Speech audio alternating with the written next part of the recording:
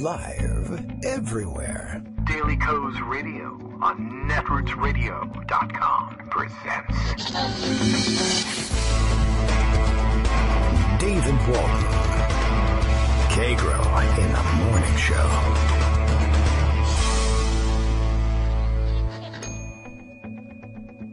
Now, here's David Waldman. Hey, good morning, everybody. How you doing? It is Tuesday, August 22nd, for all intents and purposes. Anyway, 2017, the day after the big solar eclipse, assuming there is a day after the big solar eclipse. Superstitions of all kinds say, of course, this could be the end of the world, but it usually isn't. Hasn't been so far, so I think we really have to go ahead with our responsibility to record a show for Tuesday, given that we won't be able to broadcast one live, owing to the fact that we're still in a house full of little maniacs having a great time, and who presumably, by this point, that is the point at which you're hearing this, have enjoyed the solar eclipse greatly, as have many millions of you across the country. I'm going to assume everything goes well, and that we will broadcast the Earth still on course, and life as we know it still continuing. This despite the fact that Donald Trump continues, apparently, as President of the United States, plenty of, not postmortems per se, but extra coverage, reportage on the exit of Steve Bannon from the White House. Still a big question mark as to how far he will be distancing himself from the White House. And, of course, new news as well, which by the time you hear the program will be slightly older news, but you never know, and we'll, of course, want to discuss it a little bit. I thought we might spend some of our time here today, well, for one thing, catching up on those profiles of Bannon. I guess the biggest driver of Bannon profiles in the news, as far as I can tell, is the fact that Joshua Green, senior national correspondent at Bloomberg Businessweek, had a book, I guess either all set to come out or had just come out, on Steve Bannon and the Steve Bannon phenomenon. And rather than waste all that effort and not be able to capitalize on the fact that he's still in the White House, they'll instead capitalize on the news cycle. And the book is everywhere. Anecdotes from the book are everywhere. Analysis of the anecdotes of the book are everywhere. We'll share a couple of them, and then I think we can try and develop the show I originally thought I might have rolled out yesterday, focusing on, I guess we'll sort of transition from Bannon to the alt-right movement he helped foster and lend a platform to at Breitbart News, and little bits and pieces of news will creep in here and there, I am sure, but I think we can weave an interesting show out of this. I guess the most generalized piece about the Bannon exit that we can start with, just to sort of lay the foundation here, is that from Jeremy Peters and Maggie Haberman in the New York Times. Their piece, dated August 20th, Bannon was set for a graceful exit, then came Charlottesville. So I guess this was actually, it's reported that it had been in the works for some time, and it's important to know whether that's true or why people think it's true. So I thought we would dive into this one. John F. Kelly, the new White House Chief of Staff, told Stephen K. Bannon, I love the middle initials in the New York Times, in late July that he needed to go. No need for it to get messy, Mr. Kelly told Mr. Bannon. According to several people with firsthand knowledge of the exchange, the two worked out a mutually amicable departure date for mid-August with President Trump's blessing. But as Mr. Trump struggled last week to contain a growing public furor over his response to a deadly race-fueled melee in Virginia, Mr. Bannon clashed with Mr. Kelly over how the president should respond.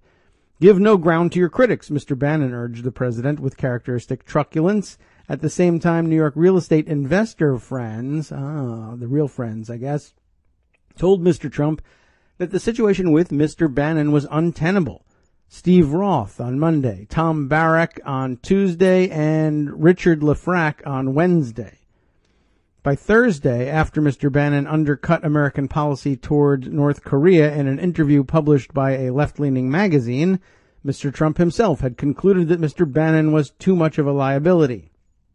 By Friday, When he was forced from his job as Mr. Trump's chief strategist, Mr. Bannon had found himself wholly isolated inside a White House where he once operated with such autonomy that he reported only to the president himself. This account is based on interviews with a dozen White House aides, associates of the president's, and friends of Mr. Bannon's. A former naval officer, and we heard a little bit about maybe that wasn't quite all it was cracked up to be yesterday. Mr. Bannon speaks often in the language of combat, of escalating conflict to nuclear levels and driving his enemies ballistic. It's not particularly combative wording, but okay. But in the end, he had lost the war against a list of enemies that included nearly everyone in the West Wing. They included not just the adversaries whose conflicts with Mr. Bannon were widely aired, Gary D. Cohn, the president's chief economic advisor, Lieutenant General H.R. McMaster, the national security advisor, Ivanka Trump, allegedly, the president's daughter, and Jared Kushner, his son-in-law. I don't know if I believe either of those two, but there it is. Also against him was Mr. Kelly, who was outraged by the indiscretion Mr. Bannon displayed in the interview with the American Prospect, according to 3 senior administration officials, and Mr. Bannon could no longer turn to Mr. Trump, whose confidence in him had eroded over a period of months, to ask for a reprieve. Even the market tumbled on the prospect that Mr. Bannon could come out on top. Blue chip stocks slid last week after an erroneous report said that Mr. Cohn's resignation was imminent because of his disgust with Mr. Trump's failure to more forcefully denounce the racist Charlottesville, Virginia demonstrators. Friends and former colleagues of Mr. Cohn said the economic advisor criticized Mr. Trump in such strong terms that at least one wondered how he could possibly remain in his position. As soon as Mr. Bannon arrived at the White House on Inauguration Day, he seemed to realize that he would not be long for the job. He felt that Mr. Trump had treated him as a peer during the presidential campaign, but he often complained to friends, when I got to the White House, all of a sudden I was just a staffer. That's probably a blow to a guy who thinks always that he's the smartest guy in the room. Opponents' mythology around Mr. Bannon often held that he was the evil genius who pushed the president to make some of his more audacious decisions, and Mr. Bannon's political opponents believed his departure has removed one of the biggest impediments to stability inside the White House. But more likely, Mr. Bannon's exit will clarify that only one person, Mr. Trump, for better or for worse, has always been his own chief strategist. While several administration officials interviewed said they see Mr. Kelly as perhaps the last hope for fixing the fractured administration, they concede that only Mr. Trump can right his listing presidency. I would have put it this way. He's the only one that he would ever listen to in order to right his listing presidency, but he has no advice to give himself. He can't right his listing presidency because he hasn't got the instincts to do it, nor the inclination, and also he's the only person he'll listen to himself. So he's the only one in a position to do it. He's just not capable of doing it. My view is that the president has his own mind, said Matt Schlapp, who we all know is in fact not a person but rather a sound effect. He's alleged to be the chairman of the American Conservative Union and a former White House political director under George W. Bush. People make too much of the idea that he's some kind of blank slate that advisors can push one way or the other. It's actually true. Steve Schmidt, who helped manage Senator John McCain's presidential campaign in 2008 and is a critic of the president, said, "We are seeing all of the personal qualities and character of the president on a daily basis. It's not restrainable or controllable because he is who he is." Mr. Bannon's opponents had long argued that he inflated his importance in the White House debates and took more than his fair share of credit in plotting Mr. Trump's victory. But he was someone with whom the president, for the most part, had long enjoyed spending time. The two men, whose friendship was cemented during the 2.5 months in which Mr. Bannon helped rescue Mr. Trump's presidential campaign, reinforced each other's rough-around-the-edges tendencies. Both could be gratuitously foul-mouthed, viciously cutting to their enemies, and unapologetically politically incorrect. "Dude, he's Archie Bunker," Mr. Bannon would say with fondness when talking about Mr. Trump. Mr. Bannon fed Mr. Trump's paranoid streak and shared the president's penchant for believing in conspiracies. He viewed not just intelligence agencies but most of the government as stocked with devious bureaucratic underbelly. the deep state. Mr. Trump, who has never worked in government, eagerly adopted that view. Mr. Bannon was notorious for maintaining his own shadowy presence within the White House. He would frequently skip meetings where policy was discussed, injecting his views into the process in other ways, according to two administration officials. He did not use a computer, preferring to have paper printed and handed to his assistant to stay outside the formal decision-making process, or probably more likely to stay out of the formal electronic record-keeping process. But I don't know. No mention of that here. He also probably skipped meetings where policy was discussed because he would be in over his head there. He can just theorize from the outside and sound like the evil genius he wants people to think he is. Very much like Newt Gingrich in that way, although Newt Gingrich probably had more command of actual policy points. He was steeped in it. He could hardly avoid it. Anyway, we'll continue here. Mr. Bannon favored a culture similar to the one Mr. Trump brought with him from the business world to the White House, a flat structure with blurred lines of responsibility and competing power centers. And early on, Mr. Bannon benefited from that structure, sitting at the top, free to slip unvetted materials to the president without a gatekeeper to get past. Theoretically, a more coherent staff should produce a more coherent policy, said David Axelrod, who was President Barack Obama's senior advisor and the person in a comparable role to Mr. Bannon in the White House. But that presupposes a president who embraces the policy process and the policy. With little process to speak of, tensions over policy swelled. Ideological differences devolved into caustic personality clashes. Perhaps nowhere was the mutual disgust thicker than between Mr. Bannon and Mr. Trump's daughter and son-in-law. And it's been variously reported that they were on the outs and then thick as thieves, and that Kushner would spend his time sitting in Bannon's office. That was early on what a lot of the reporting said, too. I don't know. It's, again, anything that makes Jared and Ivanka look good at this point is probably pretty suspect for me. Anyway, Mr. Bannon openly complained to White House colleagues that he resented how Ms. Trump would try to undo some of the major policy initiatives that he and Mr. Trump agreed were important to the president's economic nationalist agenda, like withdrawing from the Paris Climate Accords. In this sense, he was relieved when Mr. Kelly took over and put in place a structure that kept other aides from freelancing. Nothing keeps Ivanka and Jared from freelancing, by the way. Not Kelly, not anybody. They're unfireable. And they know that. And it's very clear. But okay, let's move on. Those days are over, supposedly, when Ivanka can run in and lay her head on the desk and cry, he told multiple people. I doubt it, and whatever. Ms. Trump and Mr. Kushner, who helped oust Mr. Kelly's predecessor, whom they saw as ineffective, also told people that they wanted a new system for the same reason. Mr. Bannon made little secret of the fact that he believed Javanka, as he referred to the couple behind their backs, had naive political instincts and were going to alienate Mr. Trump's core coalition of white working-class voters. He told White House colleagues, including the president, that too many conservative Republicans in Congress would balk if Mr. Trump took their advice and showed more flexibility on immigration, particularly toward young undocumented immigrants brought to the United States as children. He also advised that ideological softening would buy the president no goodwill from Democrats or independent voters, that's likely true, whom Mr. Kushner and Ms. Trump believe Mr. Trump still has a chance of reaching. They might actually believe that.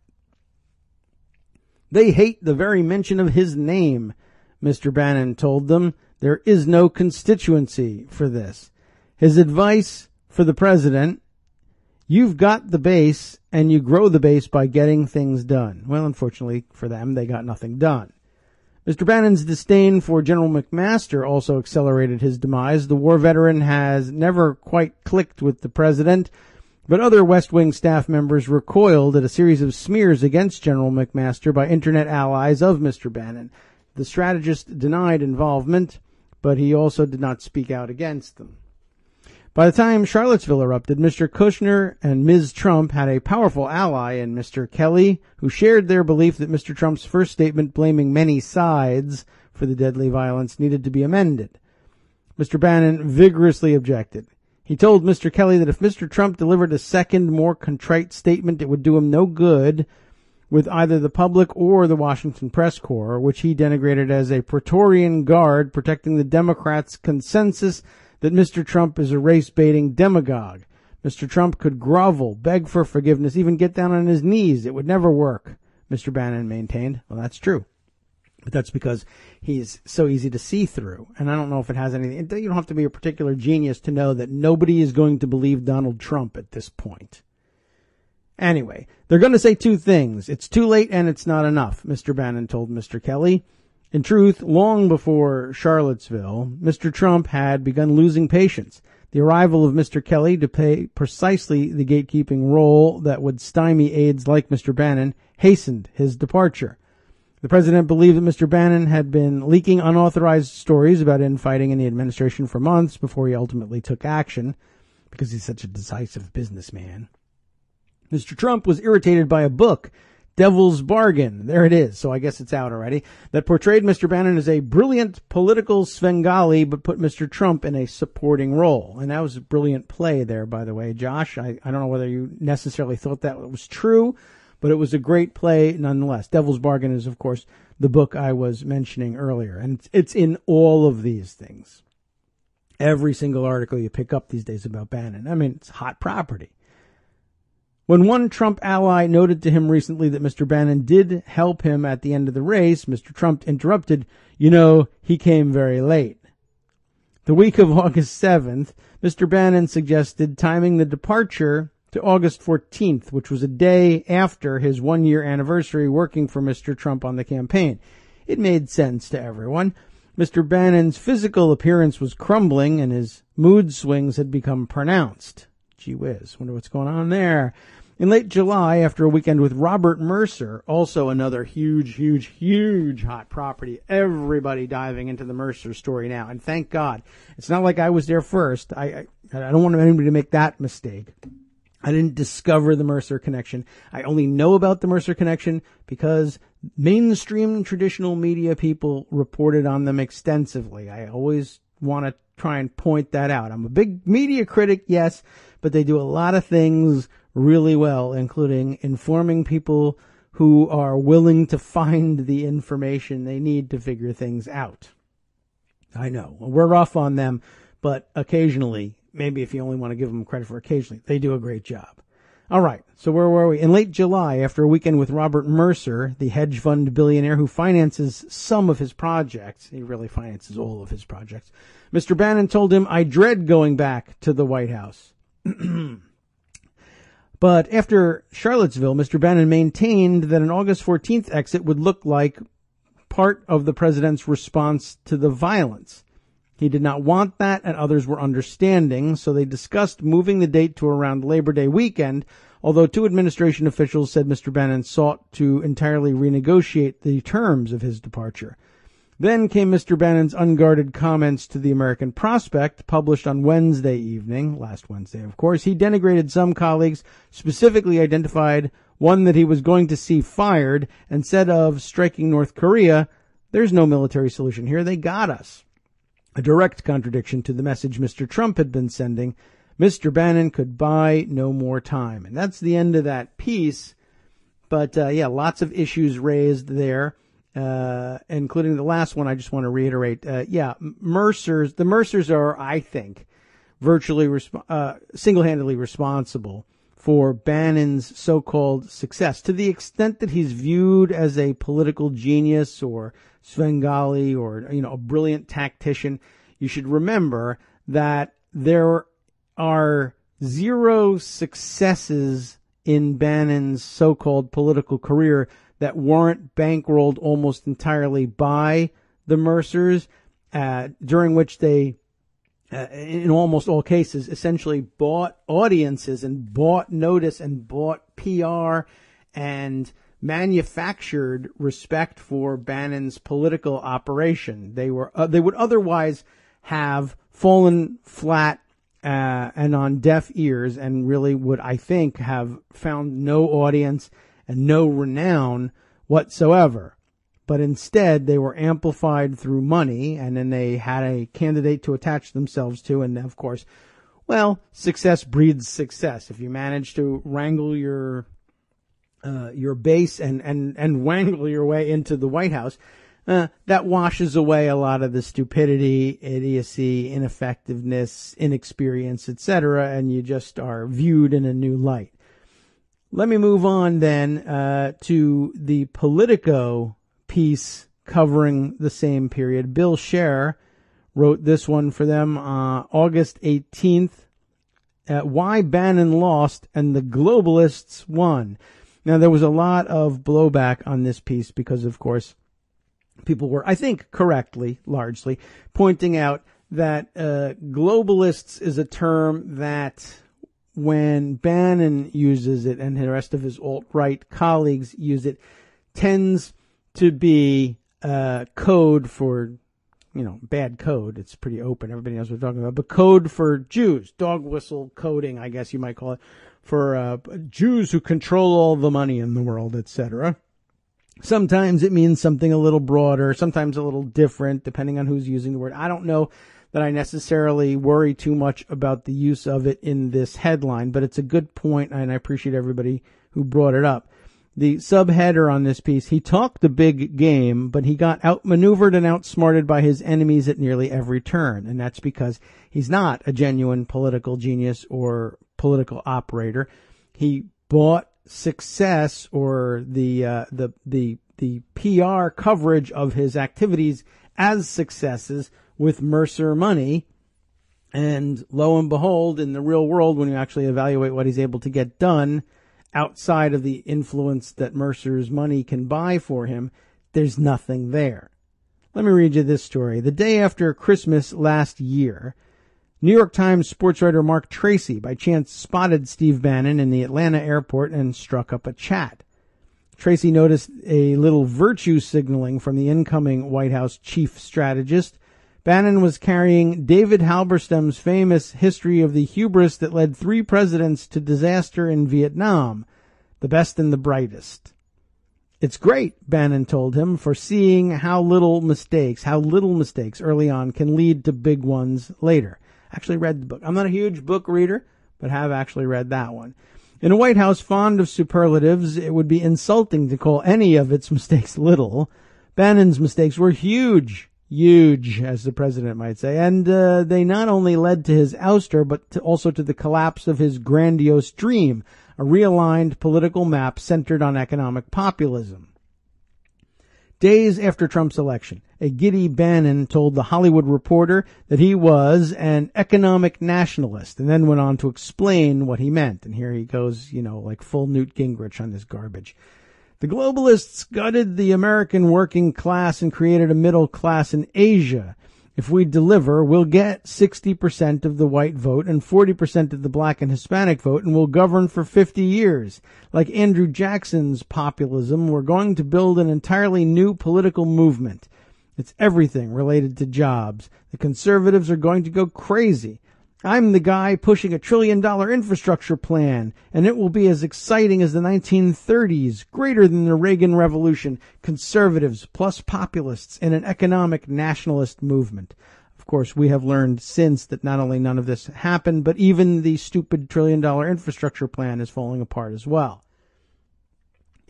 Nothing of this vision came to pass. There is no $1 trillion infrastructure plan or anything resembling a jobs agenda.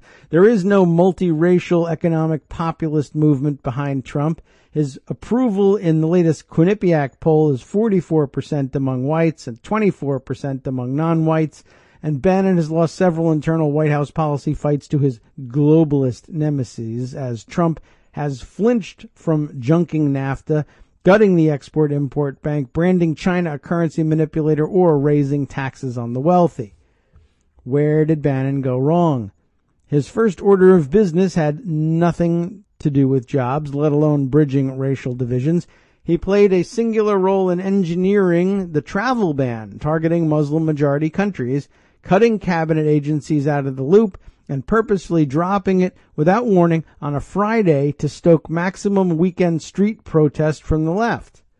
Courts balked, and Republican members of Congress complained about the shoddy process. It was Trump's first political defeat as president, a humiliating own goal that sowed early doubts about the administration's basic competence. In an alternative timeline, Bannon could have encouraged Trump to avoid such racially divisive matters in his first few weeks, as well as steer clear of always politically treacherous healthcare debates, and put all his weight behind that $1 trillion infrastructure plan.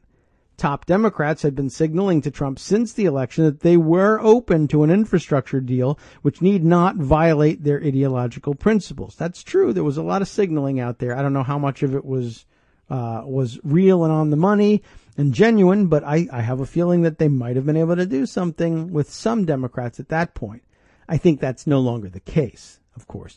Top Democrats, as I said, had been signaling that they were interested in such a deal. If there was any chance to erase the old partisan lines and start the new administration with a policy win, this was it. But Bannon apparently didn't try or wasn't able to stop Republicans from placing the ill-fated Obamacare repeal at the top of the domestic policy agenda.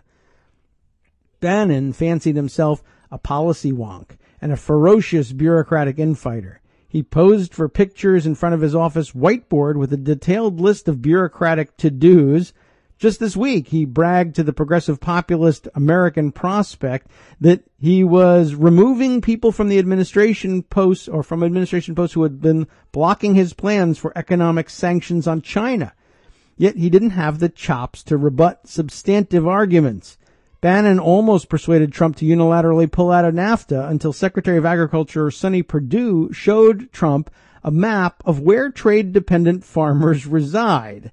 States that Trump won. Trump was swayed, saying afterwards, "It shows that I do have a very big farmer base, which is good. They like Trump, but I like them, and I'm going to help them." Even that, I had to slip into the accent on that one, because even there, he's so simplistic. Everything he does is just so dopey sounding. Anyway, time for us now to go into our first break for station identification. We'll be right back after this.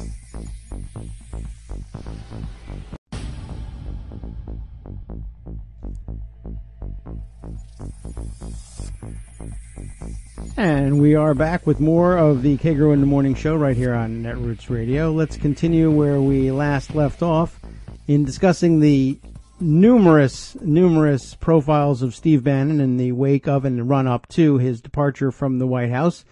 We were just discussing how easy it was, really, I guess is the emphasis I would put on it, for Agriculture Secretary Sonny Perdue to talk Trump out of pulling out of NAFTA unilaterally, much to the dismay of Steve Bannon and his economic nationalist agenda. All it really took was Perdue showing Trump a map of where trade-dependent farmers reside, and that would be, of course, states that Trump won. And I guess he talked himself into it. It shows that I do have a very big farmer base, which is good. They like Trump, but I like them. So I love that whole thing. That's so amazing to me. It shows here, if you can talk him, here's how you change his mind about something.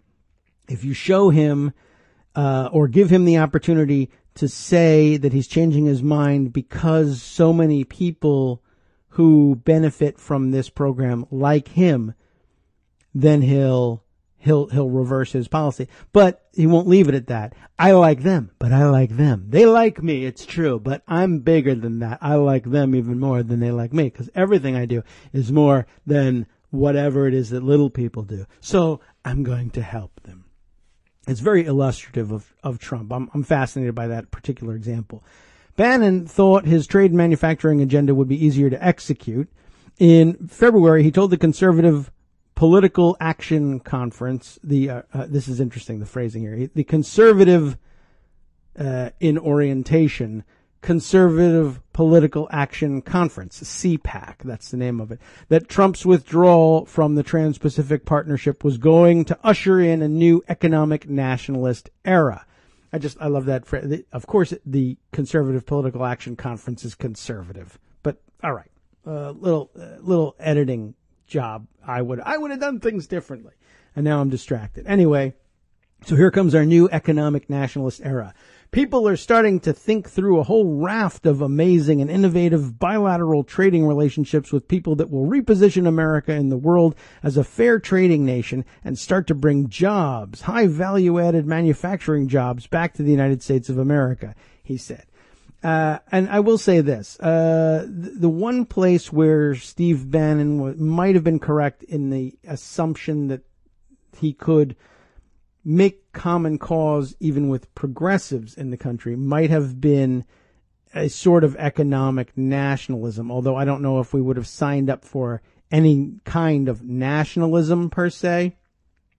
But let me also just point this. I think probably the reality of trade agreements, it would be terrific. And I think a lot of progressives could support an approach, that emphasized fair trade with the rest of the world. And that maybe you might still be able to convince me that stuff, I don't know why this would be the case, but I'd be open to an argument that bilateral agreements might make that work better than multilateral agreements. I actually think it's the opposite. Not that multilateral agreements have done a great job in safeguarding fair trade at all, but I have the feeling that if they were negotiated with that in mind, it would be easier to come up with a regime that was agreeable and enforceable, though it would almost certainly be half measures. But that would lead to wider acceptance and enforcement of fair trading principles, as you and I understand fairness, and that might not be where trade negotiators come down on the question of what is trade fairness. But here's the thing. I really don't think that there's anything that will bring high value-added manufacturing jobs back to the United States of America. The chief aim, as I have always understood it, and maybe I'm just victim of MBA culture here, as we discussed with respect to maximizing shareholder value some time ago. But the chief aim of trade policies really seems to be, in a capitalist system anyway, the facilitation of a doctrine of relative advantage, which is a fancy way of saying that jobs are going to go where jobs are cheapest. Where it's cheapest to produce something, that's where the production's going to be done. And there's very little that you can do that qualifies as free trade that would also be fair trade, that would also cause manufacturing jobs to go back to a highly developed country like the United States, where wages are relatively high. I think that there's the fairness that you'd have to be looking for here would have to be a more comprehensive view of fairness. It's not necessarily fairness to say, for instance, the same number of jobs or even some similar proportion of jobs in proportion with population or whatever are going to be placed in each country. I mean, it's really, I think the best you can hope for in a market setting is, there needs to be social welfare available everywhere, whether through paying fair wages for fair work or for social safety net support programs. There's very little chance that a free trading program in a capitalist system is going to result in bringing high-paid manufacturing jobs to a high-wage country. I'm not really sure how you could work that out other than through protectionism, which is, of course, the opposite of free trade. You could come up with a trade agreement that results in it, but it won't be free trade that does it. But we always leave, we tend to leave the fairness out of free trade, and we also tend to leave the I would say equally important element that gets left out of everything, both here domestically in the way we govern our business and labor relations, and in the way we came to understand free trade, a hybrid version of free trade, which leaves the free movement of workers out of there. The free movement of capital is facilitated. The free movement of workers is eliminated, at least in our American free trade agreements. It was contemplated. I don't know how well it was implemented. I'm sure there are critics, but it was better implemented in Europe. But of course, it's led to a lot of bitter complaints in Europe as well. But yeah, one of the, you can bring relatively high wage manufacturing jobs back to the United States, but they're not necessarily going to go to Americans in a free and open situation.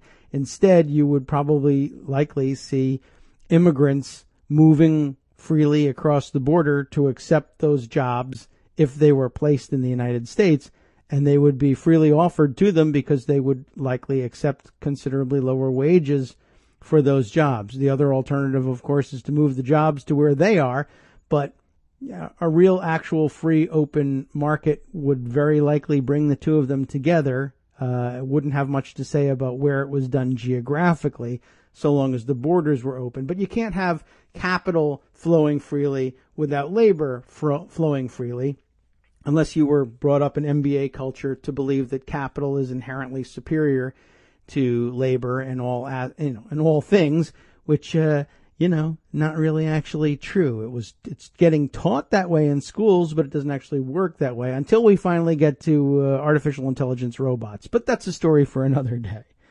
Anyway, and who knows what the effects of that will be. But like I said, another day. Okay, where were we with this before our most recent departure? Let's see. We were about to head into this part here. But even Trump's top trade official recently admitted to Politico magazine some of the TPP countries don't want to do bilateral agreements, because it's not worth lowering tariffs without wider global markets access in return. Good point. And while the Trump administration loves talking about the occasional new American manufacturing plant, it has little to say about the likelihood that these plants will be run increasingly by robots. So maybe it isn't the story for another day. I won't go into it, but there's a link here and we should check it out. Attempts to economically punish China have been pushed aside by national security concerns, with state and defense officials trying to enlist China's help with the North Korea nuclear standoff. Bannon revealed to the American Prospect that he's been making the case that there's no military solution with North Korea that got us, whereas the economic war with China is everything, and we have to be maniacally focused on that. Not even Trump, whose personal obsession with China goes back decades. It's actually spelled out that way in this article, China. Goes back decades. Trump seems to agree. He has refused to fulfill his own currency manipulator campaign pledge while he rants about Kim Jong-un. They're wetting themselves, Bannon told the prospect of his internal opponents, expressing confidence his proposed sanctions on China would soon resurface. But they are still in the administration, and Bannon is not. Bannon was clearly enamored of proposals that challenged partisan orthodoxy, such as when he floated a new 44% top tax rate for incomes above $5 million. And I'm okay with that, too. But he had no capacity to follow through. His trial balloons were laughed off by conservatives, and his association with the alt-right made him a toxic negotiating partner for the left. Bannon's nemesis, economic advisor Gary Cohn, meanwhile, built up a relatively competent team that ran circles around the poorly staffed former Breitbart chairman. Contrast Bannon with the record of the last Republican White House Svengali, Karl Rove. President George W. Bush's top political strategist had big dreams of political realignment as well. He saw Bush as walking in the footsteps of President William McKinley, who established Republican dominance at the dawn of the 20th century. During the 2000 campaign, Rove said McKinley understood the new economy. It was a period of rapid industrialization. He also understood the changing demographic. Immigrants were now providing the manpower. Joshua Green, before he chronicled the rise of Bannon, summed up Rove's McKinley-inspired vision in 2007. Rove's idea was to use the levers of government to force a realignment himself through a series of far-reaching policies. Rove's plan had 5 major components: establish education standards, pass a faith-based initiative directing government funds to religious organizations, partially privatize Social Security, offer private health savings accounts as an alternative to Medicare, and reform immigration laws to appeal to the growing Hispanic population. Again, to appeal to the growing Hispanic population. Each of these, if enacted, would weaken the Democratic Party by drawing some of its core supporters into the Republican column. Rove got further than Bannon did. He actually prioritized what he set out to prioritize. And he met with Democrats immediately after the bitter conclusion of the 2000 election to talk education and the No Child Left Behind Act passed with a big bipartisan vote in the spring of 2001. And he worked with Democrats again in 2003 to add a prescription drug benefit to Medicare. It was only the second term when Rove took on too much and saw his dreams of Republican realignment vaporize. The sharp Josh Bolten, Deputy Chief of Staff for Policy during much of the first term, became Budget Director and later Chief of Staff. Rove assumed Bolton's policy post in the second term and proceeded to botch Social Security privatization and immigration reform. One official told Green Bolton was a strong enough intellect and a strong enough presence that he was able to create a deliberative process that led to a better outcome. Formalizing Rove's policy role was the final choke-off of any internal debate or deliberative process. Bannon lacked anyone like a Bolton to deftly shepherd policy initiatives on top of serving a manic president and dealing with a fractious Republican Congress. All he had were Sebastian Gorka, a thinly credentialed counterterrorism advisor whose only duty seems to be going on Fox News, and Julia Hahn, a 20-something former Breitbart writer known for her hair-on-fire hot takes. He had no chance. Time out just for a second to reinforce that point about Julia Hahn. We read some time ago, about a year ago maybe, when we were reading the first wave of Bannon profiles. And I think it might even have been, was it Josh Green's profile of him, that he was the most dangerous political operative in America? Yeah, I think it was. And Julia Hahn, either in that article or other articles around that time, was described as, definitely being Bannon's right hand and all this. She was little known, but that she was a hand-picked, maybe possibly even successor at Breitbart, and she was brought into the White House, etc., and portrayed as a Bannonite through and through. I just saw recently on Twitter, and I need to dig for this and find it.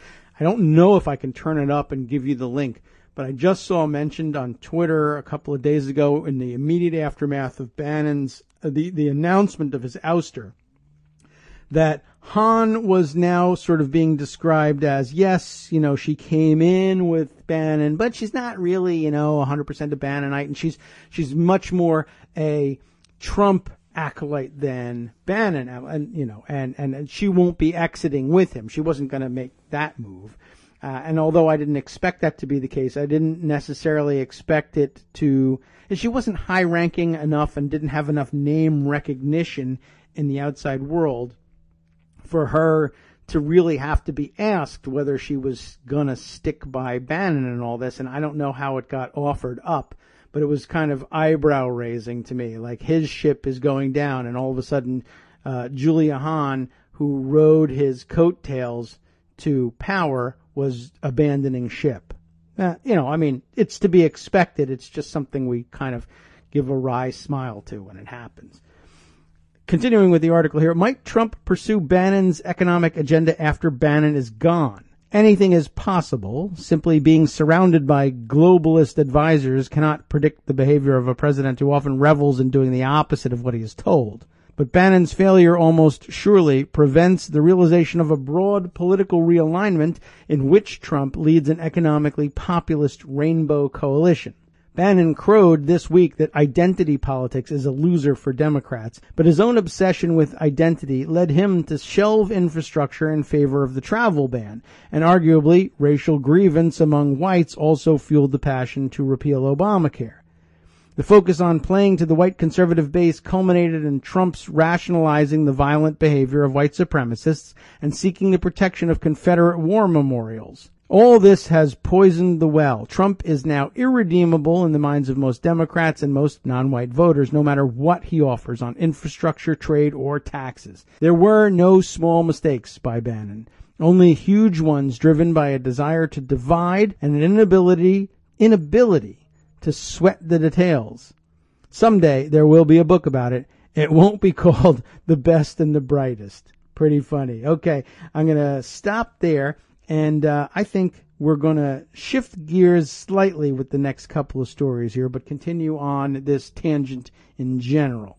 One more interesting Bannon story that focuses primarily on excerpts from the Josh Green book here. Bannon's 2016, Rootless White Males, Pure Evil, and a effing hammerhead. What does that even mean? Well, we'll find out. It's in TPM DC here. Esme Cribb is the writer. This one backdated a little bit, July 18th, 2017. So we'll toss that in the mix, and I guess that informs me just how long this book has been out for, and I guess it's just getting renewed attention. Okay. Anyway, Donald Trump's decision to bring on former Breitbart News chair Steve Bannon as chief executive of his campaign in August of 2016 seemed like a last-ditch tactic for a foundering presidential campaign. Bannon was known to most people at the time as a conservative bomb thrower in charge of a news site that served as refuge for those who found even Fox News too moderate. He did not seem like the kind of operative who could steer a controversial candidate to the Oval Office. Joshua Green, senior national correspondent at Bloomberg Businessweek, posited otherwise in an October 2015 profile characterizing Bannon as the most dangerous political operative in America, thereby answering yet another question from earlier in the show. In the 21 months since, Trump won the presidency and promoted Bannon to the position of chief White House strategist. Green's new book, Devil's Bargain, Steve Bannon, Donald Trump, and the Storming of the Presidency, covers the gradual convergence of Trump's and Bannon's personal and political trajectories. Here are some of the most eyebrow-raising anecdotes in Green's new book. Bannon was panicked by the thought that Paul Ryan might steal the nomination at the 2016 GOP convention. You remember that rumor? Bannon pulled out all the stops at Breitbart to undermine House Speaker Paul Ryan's chances of stealing the nomination from Trump at the Republican National Convention in July of 2016. The possibility that Ryan might swoop in and become the party nominee, quote, sent Bannon into a panic of his own, unquote, according to Green. Bannon employed longtime Ryan nemesis Julia Hahn, remember that name, a writer at Breitbart, to smear the House Speaker's reputation ahead of time. According to Green, Bannon also waged his assault by epithet aloud in Breitbart's Washington, D.C. headquarters. He described the House Speaker as well, how much of this can I even say? You might be able to get away with this word in a certain context, but he says a limp, and it's the D word for the male genitalia. Can you say that? I think I've heard that on television, but I'm going to take the safe way out here and say, but he's a limp DMFer who was born in a petri dish at the Heritage Foundation, which I cannot dispute. He's not wrong. Trademark that one. Okay, so what else does he have to say? A conservative think tank, the Heritage Foundation, that Bannon said was too close to the globalist donor class. But of course, a guy who made his fortune working in venture capital and hedge funds and Goldman Sachs is of the globalist donor class. But he's the cool kind, I guess. Good old Steve Bannon. What else have we got here? Trump exploded at former campaign chair Paul Manafort after deciding to demote him. After Trump decided to demote his campaign chair, Paul Manafort, who drew negative attention to the campaign as reporters scrutinized his previous work for Ukrainian politicians with ties to Russian President Vladimir Putin, Trump blew up at Manafort over a New York Times report that portrayed the candidate as intractable and inarticulate. They weren't wrong, were they? Anyway, how can anybody allow an article that says your campaign is all effed up? Trump shouted at Manafort, according to Green. Trump demanded to know whether aides thought they had to make television appearances to communicate with him. I remember that rumor, too. I think it's actually true. But he screams, "You think you've got to go on TV to talk to me?" Trump shouted. "You treat me like a baby. Am I a baby to you? I sit there like a little baby and watch TV and you all talk to me? Am I a effing baby, Paul?" Yes, yeah, you are. He has you pegged. But I guess nobody wanted to say yes to that point. Usually no one wants to say no to him. Trump unloaded the grievances after deciding to decrease Manafort's role and bring on Republican strategist Kellyanne Conway and Bannon, then executive chair of Breitbart, as campaign manager and campaign CEO, respectively. Next little anecdote here. Bannon drew inspiration from rabid World of Warcraft fans. Yes, true. Bannon drew inspiration from what he called the monster power of rootless white males who frequented websites about the massive online game World of Warcraft, according to Green. Bannon joined a Hong Kong company that bought and sold virtual currency and goods within World of Warcraft's virtual economy for real-world money, a practice known as gold farming. We discussed it. The company sustained steep losses after irate gamers pushed for World of Warcraft's publisher to shut down the account of players engaged in gold farming, and one fan filed a class action lawsuit against the company. Bannon began to wonder if those forces could be harnessed, and if so, how he might exploit them. According to Green, it was the pre-Reddit, Bannon said. Bannon was no fan of prominent white nationalist Richard Spencer, another of the anecdotes in the book. Bannon rejected the idea of being associated with Richard Spencer, who leads the National Policy Institute, a white supremacist organization. He dismissed Spencer as a self-promoting freak and a goober, according to Green. And he's not wrong there either. Trump's public feud with Megyn Kelly, it says, was prompted by segments on his ex-wife's rape allegations. A week before the first Republican primary debate, Trump's circle grew concerned about former Fox News host Megyn Kelly's coverage of his ex-wife Ivana's allegations that Trump raped her. She later said she did not want her description to be interpreted in a literal or criminal sense. Kelly was something of a wild card to Trump's network, according to Green, and did multiple segments before the debate on the Daily Beast's report on the allegations, some of which focused on Trump's lawyer, Michael Cohen. Cohen railed against the Daily Beast's reporter and made vague threats and called the news site a joke. He also claimed there was very clear case law invalidating the allegations, though there is not. By the very definition, you can't rape your spouse, Cohen wrongly claimed. You're talking about the frontrunner for the GOP presidential candidate, as well as a private individual who never raped anybody. All of which turned out to be true, except for the part that he never raped anybody. That was the important part. Kelly, in November 2016, hypothesized that her coverage of the allegations prompted Trump's vicious animus toward her, vitriol apparently matched by Bannon's own. Breitbart published a series of articles critical of Kelly after she pressed Trump during the debate on his treatment of women. When former network CEO Roger Ailes asked him to relent, Bannon told Ailes, "F that." According to Green, Bannon later called Kelly pure evil, warned Ailes that she would turn on him one day, and promised to unchain the dogs with regard to his attacks on Fox News, capping off his response to Ailes by telling him, "Go F yourself." Well, what an effective leader he was in the White House. He's out, and Ailes is dead. This is an interesting one. Chris Christie sunk his chances with Trump in one fell swoop on election night. This is a really weird one.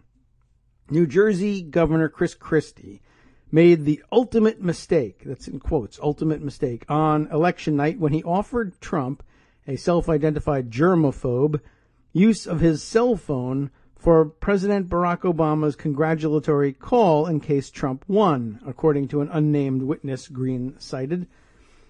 And this is rather self-important for Chris Christie here to be doing this, but he says, the president talked to me earlier, Christie told Trump, according to Green. If you win, he's going to call my cell phone, and I'll pass it over to you. The response is kind of funny. Hey, Chris, you know my effing number. Just give it to the president, Trump replied. I don't want your effing phone. That's actually kind of funny. Christie's luck did not turn in the months to come. And lastly here, more than 20 of Bannon's relatives attended Trump's election night party. Bannon's father, Martin, was one of more than 20 relatives present at Trump's election night event at the Hilton Midtown in New York, according to Green. One made the cover of Bloomberg Businessweek the next day, wearing a red Make America Great Again cap and pointing at the camera. He does look like rather an idiot in this. And the relative in question turns out to be Bannon's nephew, Sean, according to Green, who Bannon described affectionately, as a total effing hammerhead. So I still don't think I have gotten a good sense of exactly what that means. He's affectionately saying, I think the guy is kind of just a jackass, I don't know what, jock, frat bro, idiot. But that's what I take away from it, and it's what I really would have taken away from the photo, even without the help of Bannon's interpretation. It seems pretty plain, and you likely saw this cover or something quite like it. And he basically looks like every moronic, I don't know, what is it, Trump bro that we saw celebrating the victory that night and lording it over anybody that they could. And in all likelihood, you probably saw this guy at Charlottesville at some point as well. Very strange way to end the article, but an interesting look inside the book.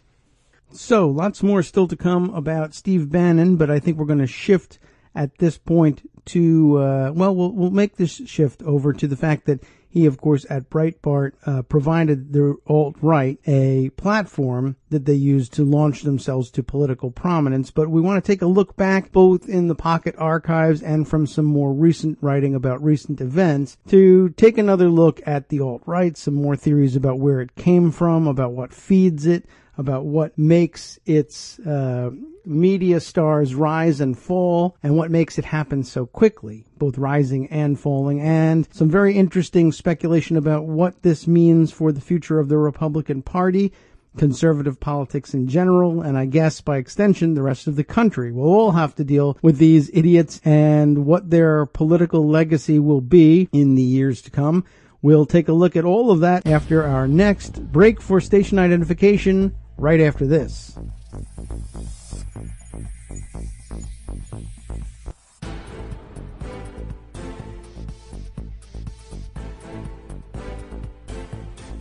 Welcome back as we begin the second hour of the Kagro in the Morning Show right here on Netroots Radio. When we last left, we were wrapping up on, the Steve Bannon dismissal and talking about how that would translate into more stories about the alt-right to whom he gave a platform and the origin stories of the alt-right, and there are many of them. Let's take a look over here. By the way, before I begin, I wanted to say I went back and looked around at the archives, if you will, and I came up with this. I couldn't find the tweet that had alleged that Julia Hahn was going to hang on at the White House. And then, of course, I did see some in which she attempted to distance herself, I think, from Bannon in the days before his dismissal. But most of the discussion that has gone on since, and I guess the latest stuff is it looks like she will be out at the White House too, although you never know with this White House, and sometimes these firings take some time. Anyway, so unable to substantiate that one, so I'll back off of that one a little bit and try and figure out, perhaps we can give some more time over to her and what actually happened to her at a later date. But I wanted to share this story. We have discussed some of the, like I said, the origin stories of the alt-right in the past, and we've gone over a couple. I don't know how many stories we've read, but we've definitely gone over some theories that lay its origins with Gamergate, which makes a certain amount of sense and certainly feels like the same people are involved, certainly the same sort of vibe happening there. But this is a origin story I hadn't seen posited before, and I thought I ought to put on the record as we're going to launch into a greater discussion, I think, of the alt-right and what the hell comes next. This one in New York Magazine from April of this year, April 14th, 2017. Reeves Wiedemann. Don't know whether I'm massacring the last name or not, but the piece is titled The Duke Lacrosse Scandal and the Birth of the Alt-Right. I hadn't seen this one put forward before. Let's take a look at this.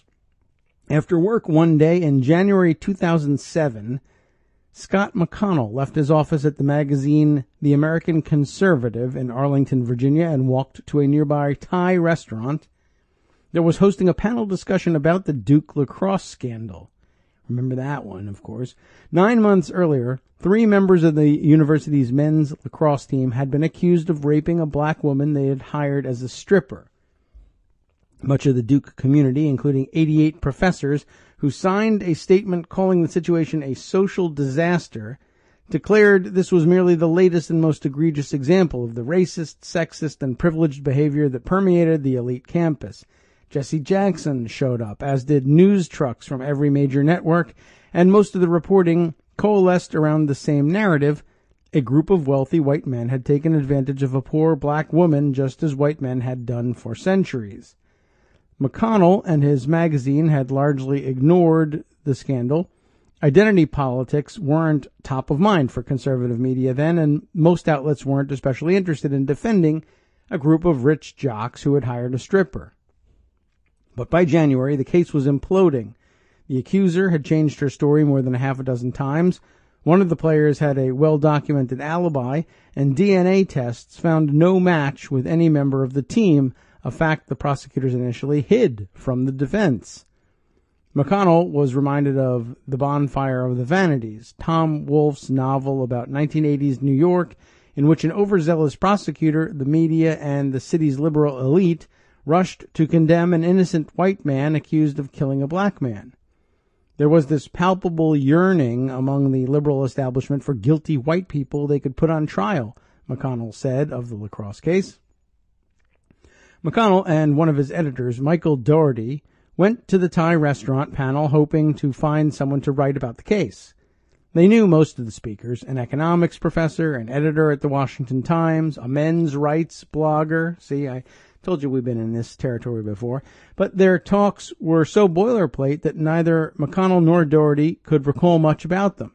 The fourth speaker, however, was a PhD candidate in Duke's history department who delivered a blistering critique of the Duke faculty's rush to prejudgment. Scott and I both thought, here's a young guy, he presents himself well, and his talk was the most interesting of the night, Dougherty said recently.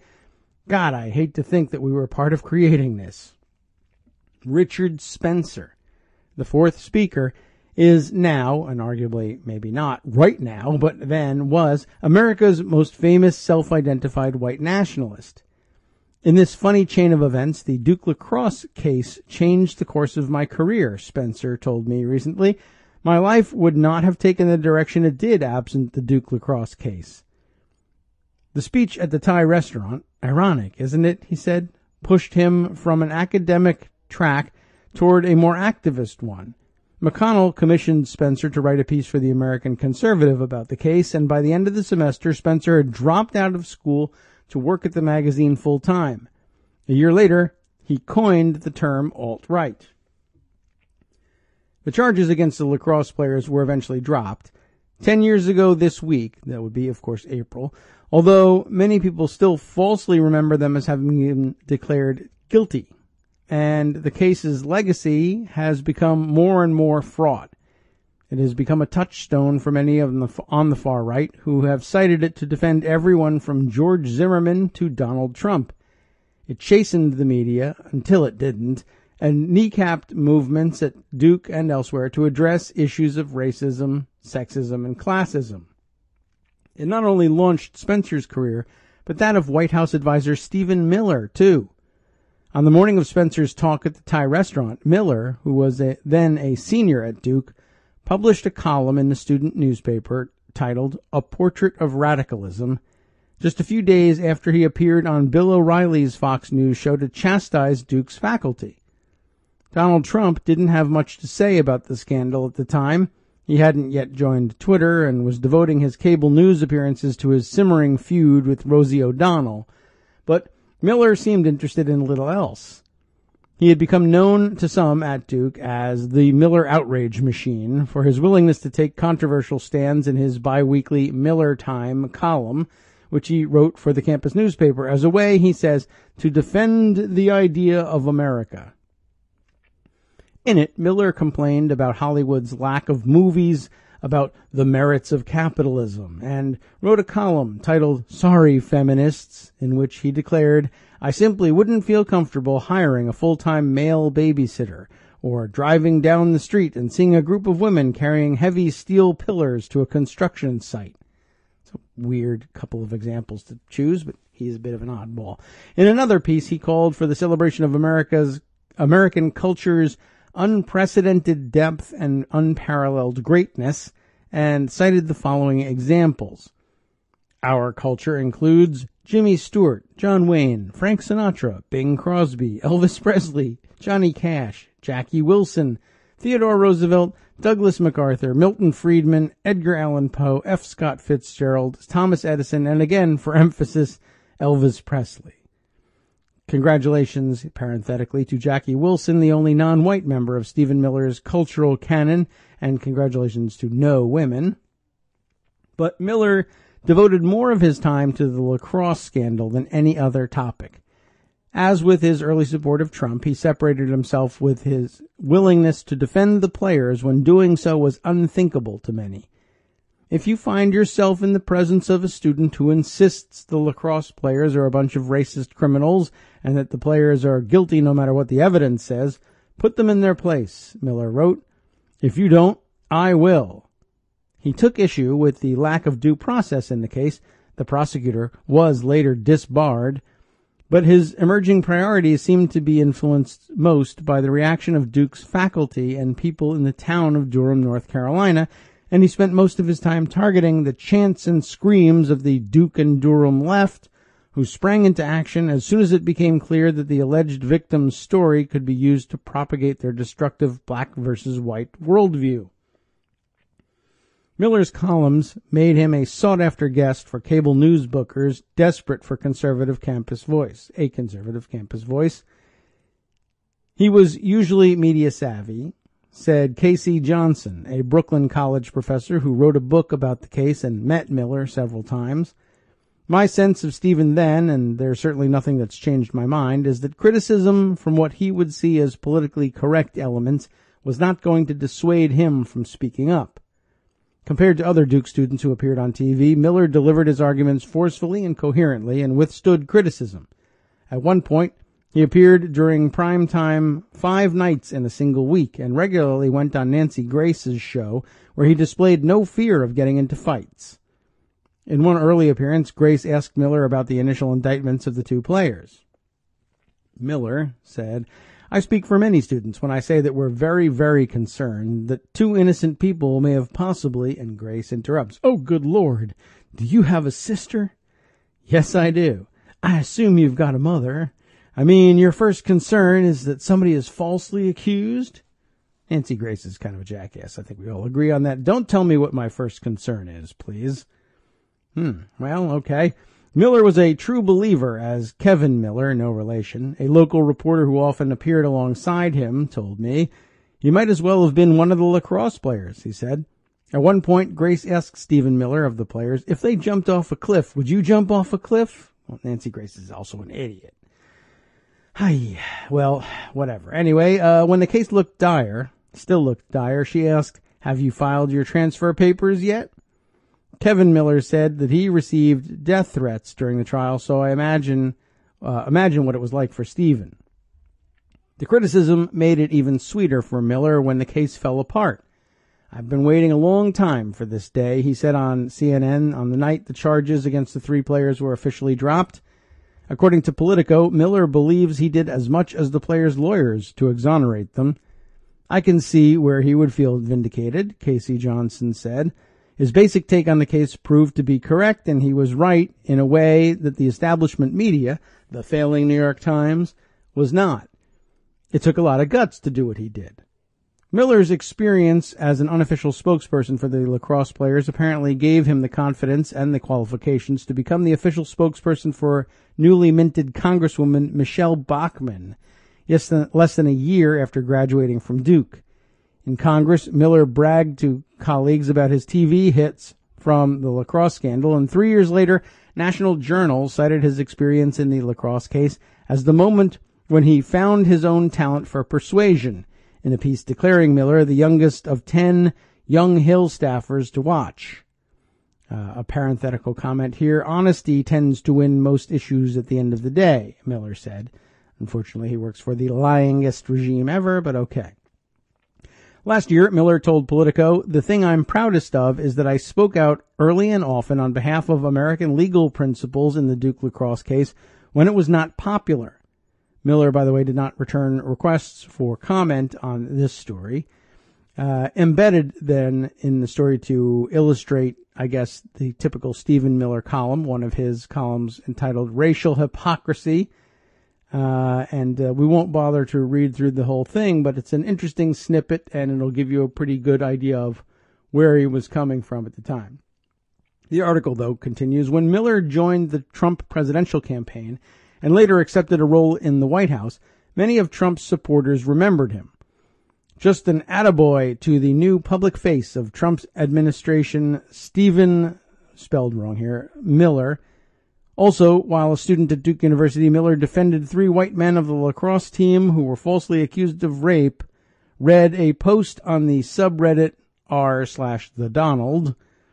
The lacrosse case had been Miller's first experience lambasting the mainstream media while being a guest on a mainstream media. And he seemed to have taken several lessons from the experience, including the value of remaining steadfast in the face of full-throated criticism and the potency of pitting one ethnic group against another.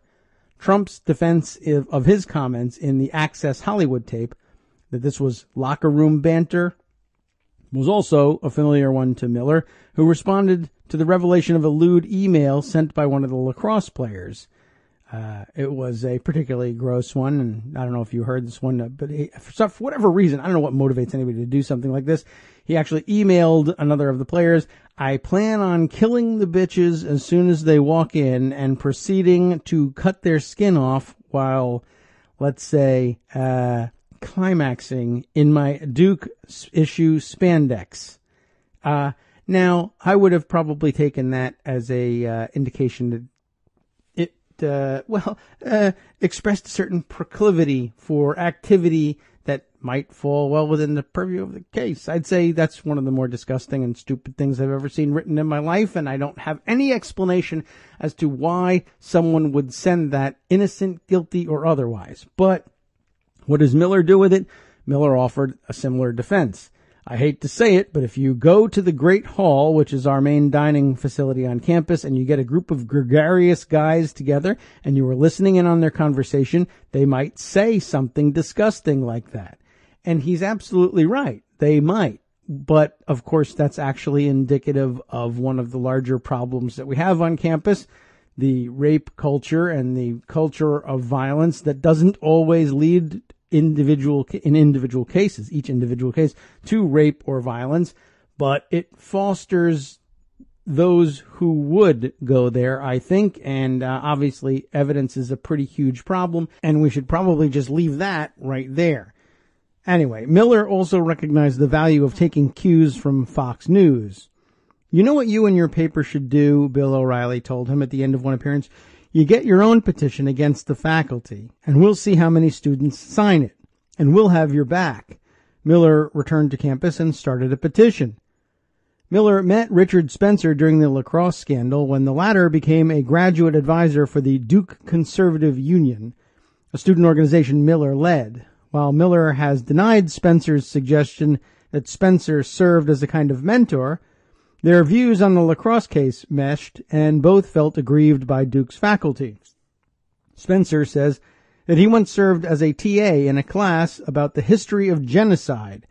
It was not a how-to course, he has said, as reassurance, and the professor accused him of subverting the class by arguing against intervention in Yugoslavia. Spencer says that at the time he was only beginning to understand the media's power to shape a narrative. I learned some things from watching Stephen Miller, Spencer told me. I learned from the lacrosse case and from Trump that there is a value to perseverance and there's a value to just keep going and keep pushing. I don't know how you could possibly have learned that from Trump, who leaves whenever the going gets rough, but whatever. You want to pay homage to your hero, go ahead. Spencer submitted a column to the student paper that he says was rejected, but he didn't say much publicly about the case until his Thai restaurant talk. Which I guess leads to the question, why him? But okay, for whatever reason, they decided to include him. That success and watching Miller's cable news performance made clear the personal benefits that could accrue for someone willing to provide a conservative counter-narrative in a fresh young package. I was, philosophically speaking, more or less the person I am today, he said, but the Duke lacrosse case catalyzed me to be a pugilist for my views. I'm more combative and come out of the gate taking stands in a way that I wasn't then. In other words, he discovered what we all know as wingnut welfare. Spencer lasted less than a year as editor of the American Conservative. Scott McConnell said Spencer's more radical inclinations weren't yet fully apparent, and the bigger issue was that he wasn't really that great at copy editing, and began writing for a variety of publications, including his own site, altright.com.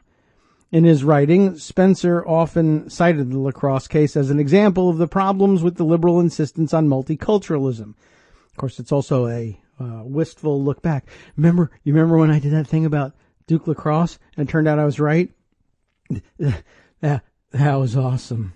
So he's dining out on that story forever.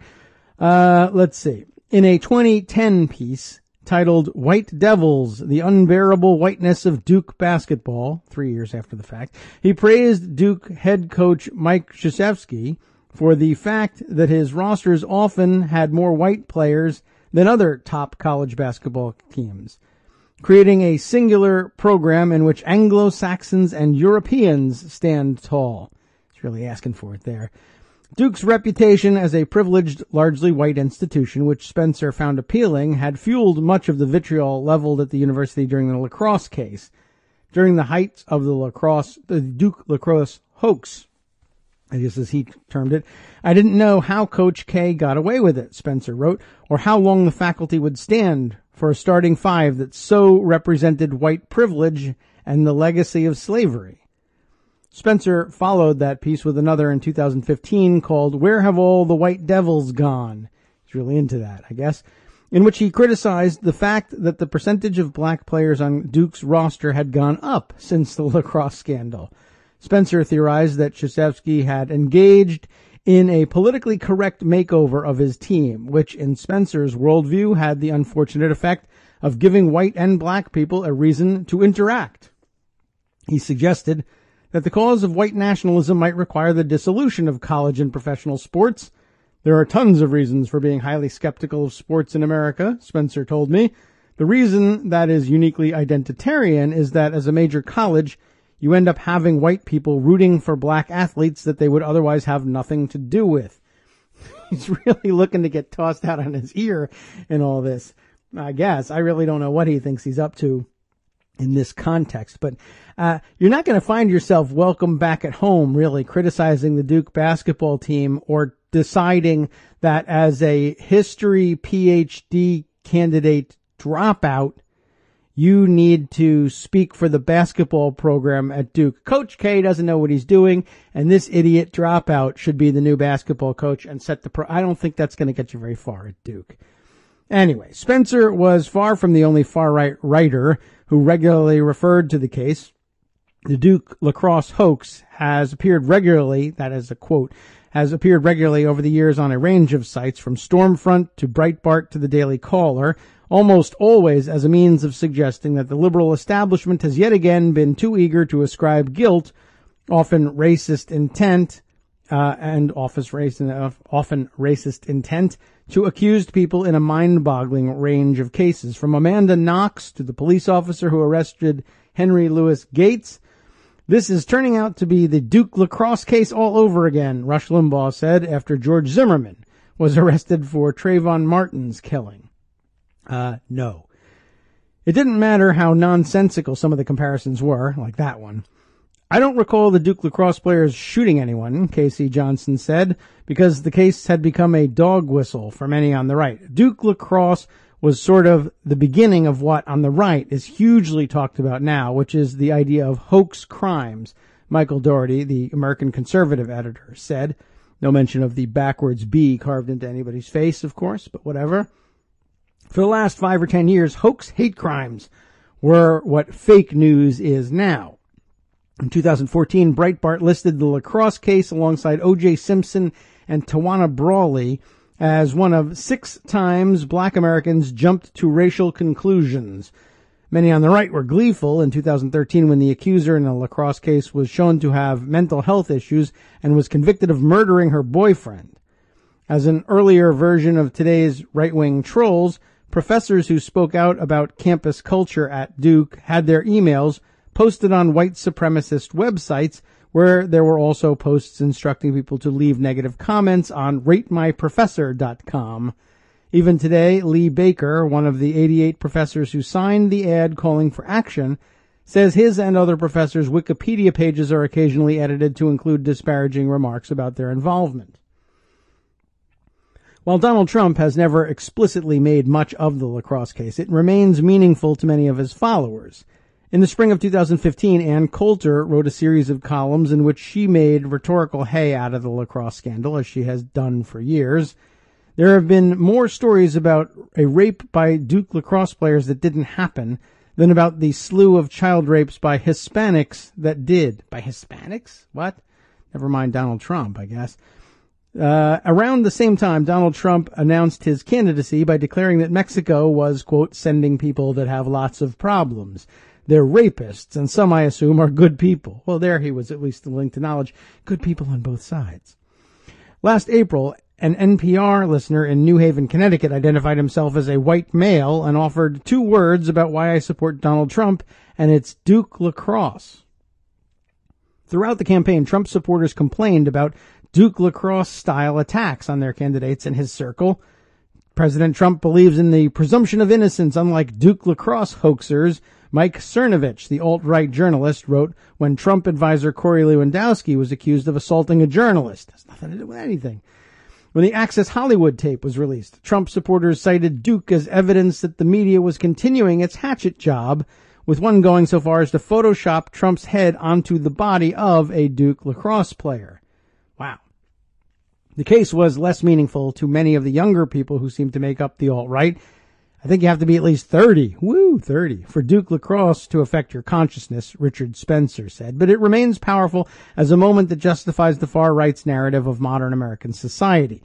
It was like a preview of the more dramatic, racially charged cases of the last couple of years, how those clear battle lines would get drawn and that the key things were not about the facts of the case. George Hawley, a University of Alabama professor who's writing a book on the alt-right, said, Heidi Beirich, perhaps Beirich, who tracks extremist groups for the Southern Poverty Law Center, says the lacrosse case's impact wasn't limited to race-related cases. It's a big issue in the men's rights movement. There you are. It was heavily discussed on the radical right as a concerted effort to damage the perception of white males. The idea that this multicultural BS feminist society is setting up to destroy us and undermining our behavior, that women are liars and you can't take them seriously, and that the mainstream media cabal is complicit. The cabal had certainly done itself no favors. It was a journalistic tragedy, Dan Okrent, the former New York Times ombudsman, said. The case fulfilled every wet dream of a particular type of editor's sensibility. White over black, privileged over poor, male over female, Okrent said. Most of the media didn't cover the case with near enough scrutiny. A notable exception was Megyn Kelly, who made her name as a former lawyer covering the legal aspects of the case. Roger Ailes' only criticism of Kelly at the time was, Megyn, you have to show vulnerability. What was he after in that? Real vulnerability on the air or, Anyway, if there was an overarching lesson for the media, it was that fitting facts to a narrative was a dangerous game, and little since has suggested any deeply learned lessons. In 2014, Rolling Stone's false race story at UVA became another far-right touchstone. Twitter has only encouraged prejudgment across ideological lines without much evidence, whether from conservative outlets insisting that something must be amiss with the Clinton Foundation to liberal ones insisting President Trump is a Manchurian candidate hewing to the demands of Vladimir Putin. I suspect, and I really stress the verb, that it did have an effect for a while, Okrent said, of the humbling effect of the lacrosse case on the press. But the way things work in media culture is if you see something delicious come your way, you forget that you overate last night. Interesting. And I'm beginning to see the strings of it coming together, although it reminds me, quite frankly, of how often members of the alt-right think they're hitting on a powerful theme about the way Democrats think, and they often miss the point. We'll be back right after this break.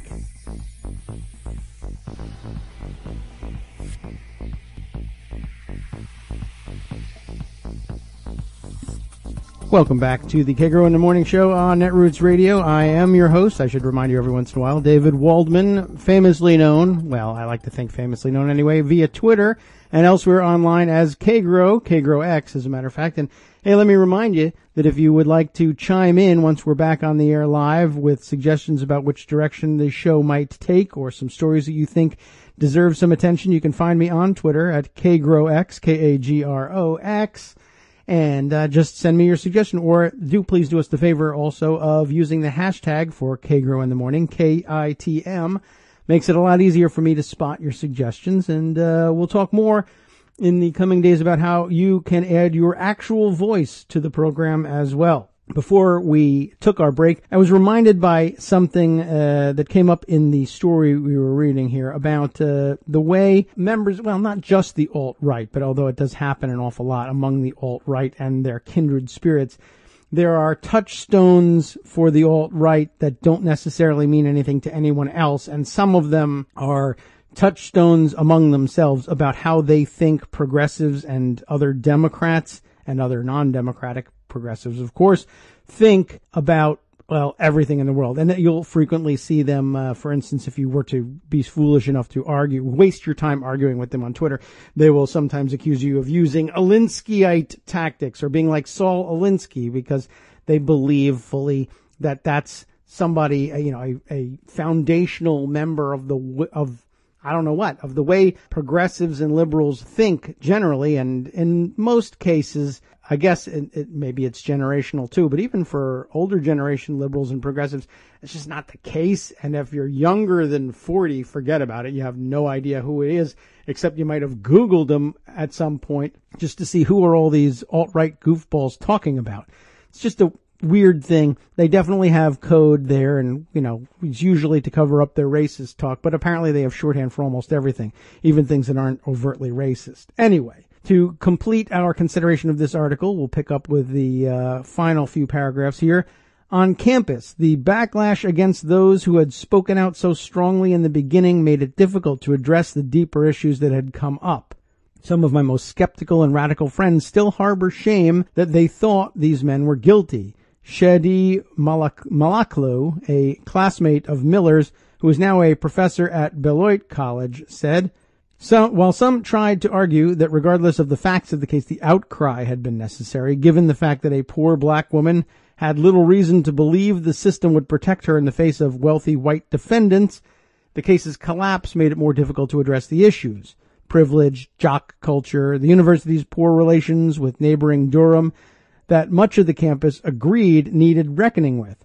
The players were declared innocent, legally speaking, but everyone could see there was something wrong with a group of 40 white college students hiring a black stripper, only to greet her arrival with one of the players saying, "We asked for whites, not N-word," here, which it is fully printed right here, and I think we ought to get over the hang-up every once in a while, but I'm not there yet, so you'll have to excuse me for my timidity and bringing the word. Maybe it's properly placed. I still can't do it. Anyway, there clearly is something wrong, and I thought they could have gone elsewhere, by the way. There's clearly something wrong with a group of 40 white college students hiring a black stripper,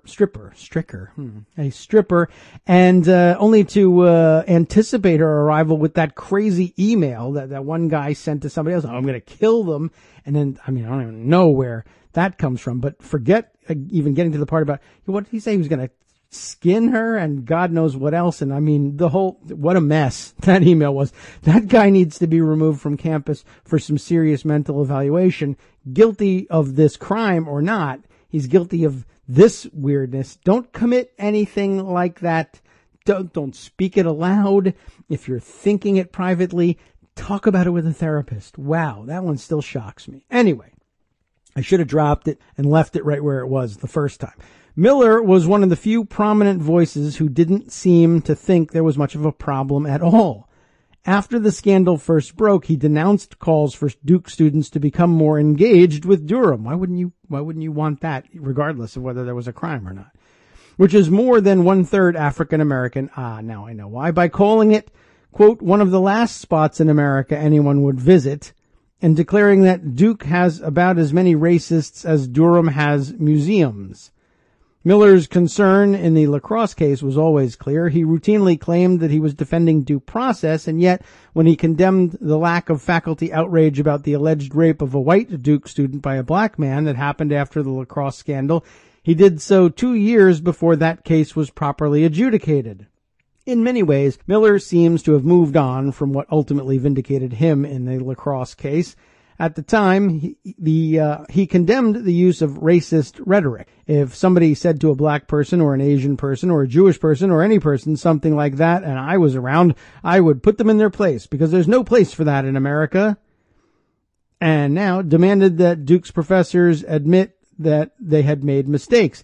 He talked about how non-governmental entities such as universities or perhaps political campaigns shouldn't get ahead of law enforcement in encouraging that someone be locked up. So he's dropped most of that, I guess. More than anything else, he stuck to the facts. The reason Miller was right was he had the facts on his side, and he was willing to argue based on those facts, K.C. Johnson said. He wasn't claiming there were 1 million people from Massachusetts crossing in buses into New Hampshire. It's almost as if he's taken the willingness to engage in a rhetorical battle and forgotten that the reason you win is you have the facts on your side. I'm not sure that lesson has stayed with him. In closing his American conservative essay on the matter, Richard Spencer offered a warning. As is often the case, he wrote, those who seek power usually have the greatest pretensions of authenticity and moral outrage. Very interesting. By the way, a small correction at the bottom here notes that the Post originally stated that the Duke lacrosse players were acquitted.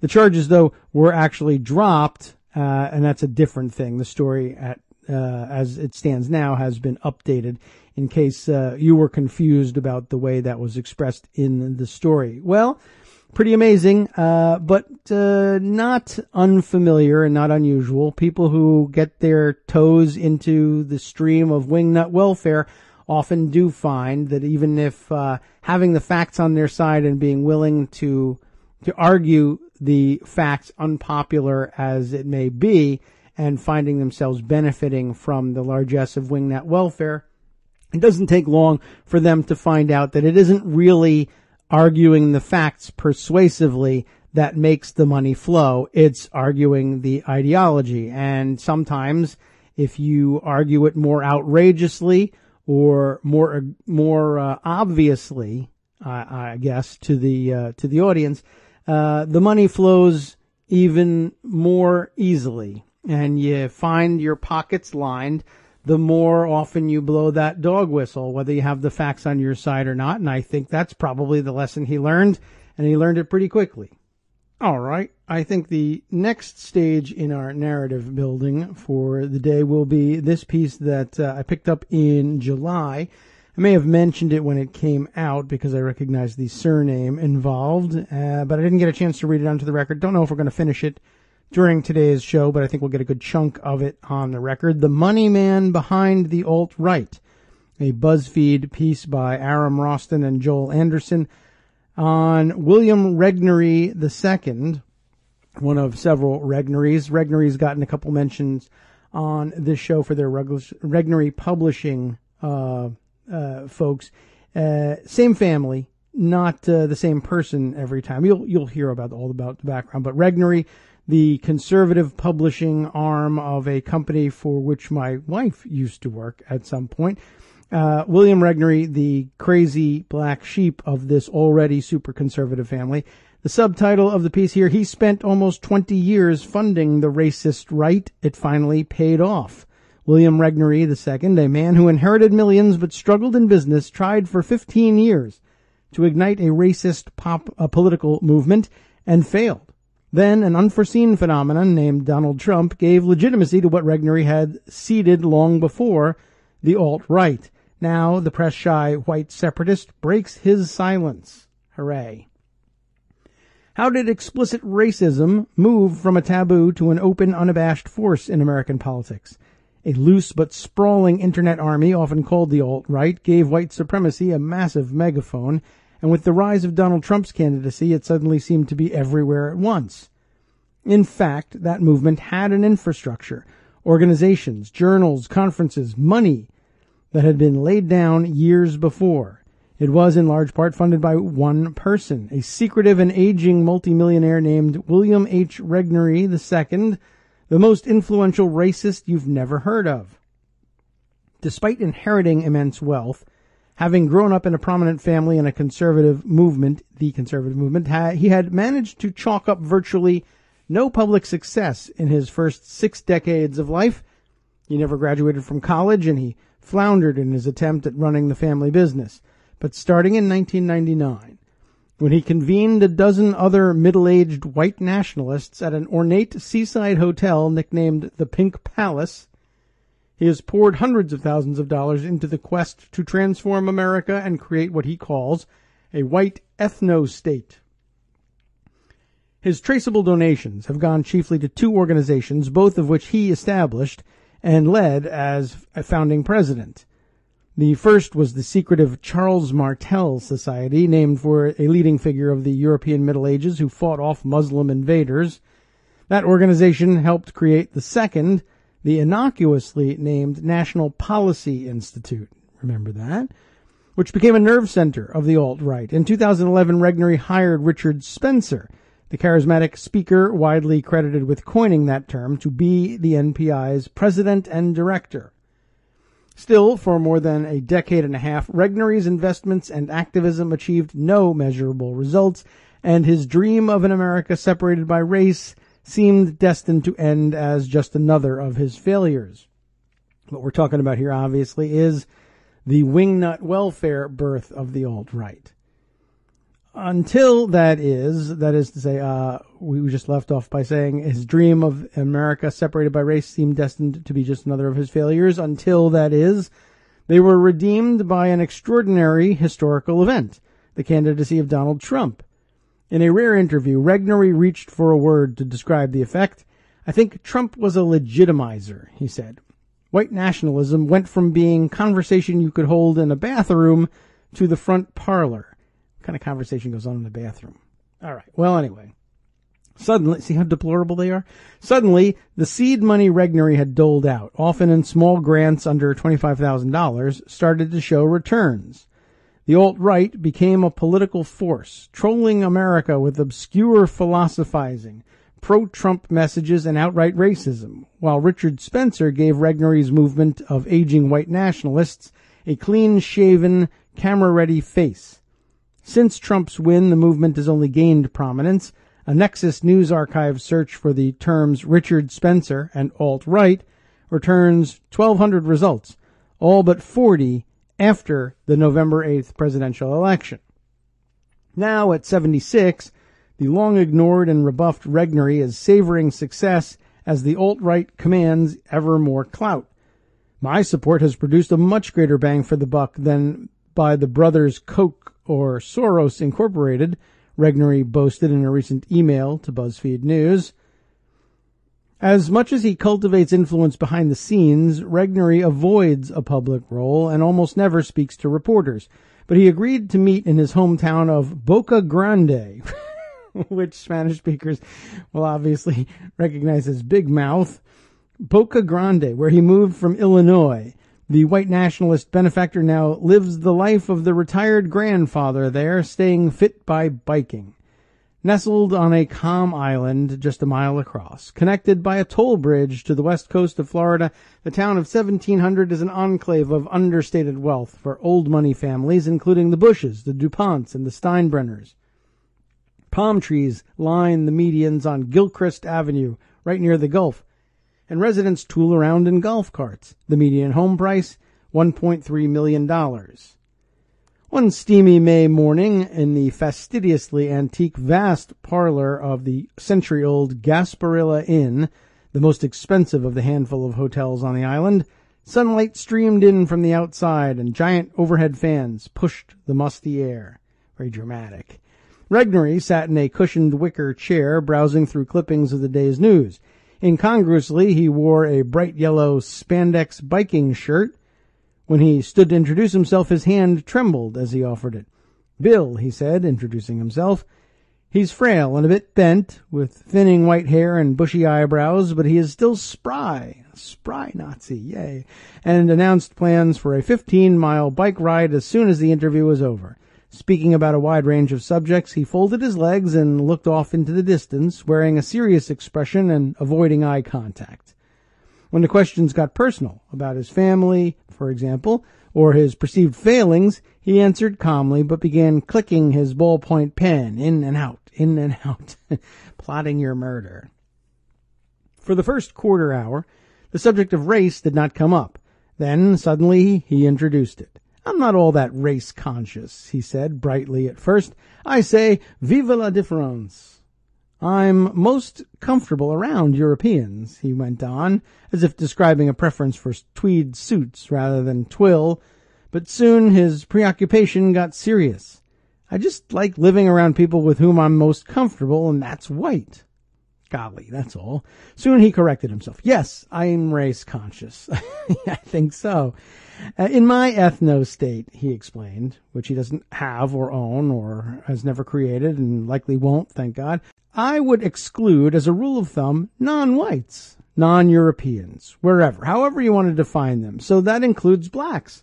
We keep getting back to blacks, but we've got to throw in Han Chinese, have to throw in Amerindians, people who are distinctly different. Han Chinese, really? Okay. Whatever. In a subsequent email, he said that even without any laws in place, the process of total segregation is further along than most people are willing to admit.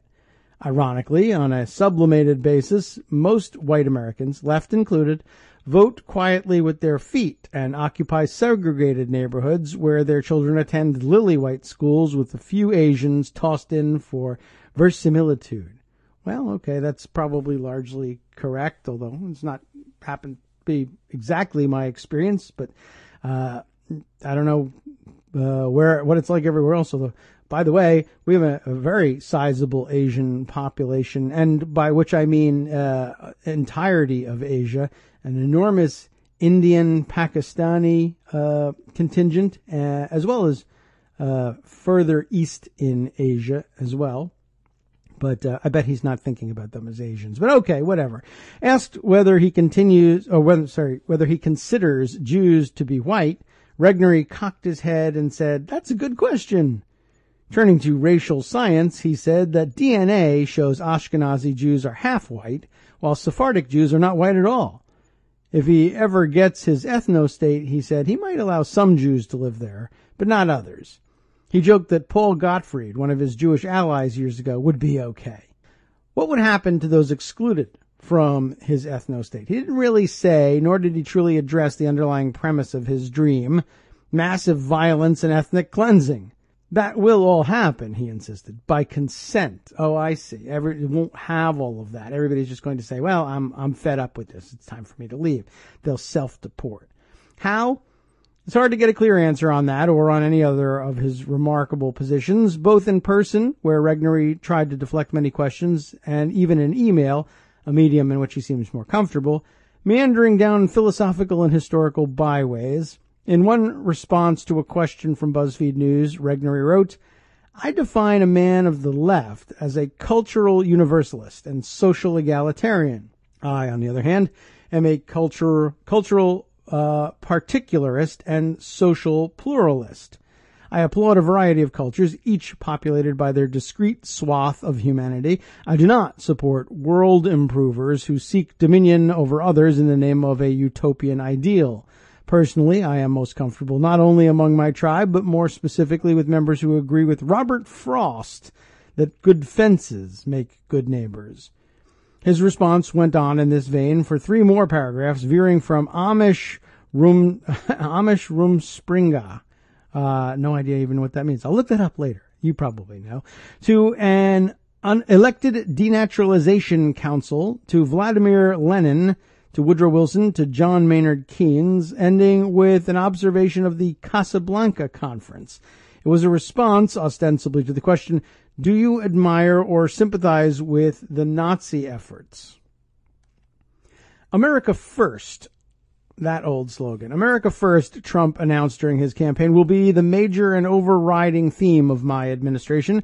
It is a phrase he has deployed repeatedly and to great effect. But 77 years ago, America First had another distinctive meaning. It was the name of the organization formed to prevent the U.S. from entering World War II and battling the Nazis.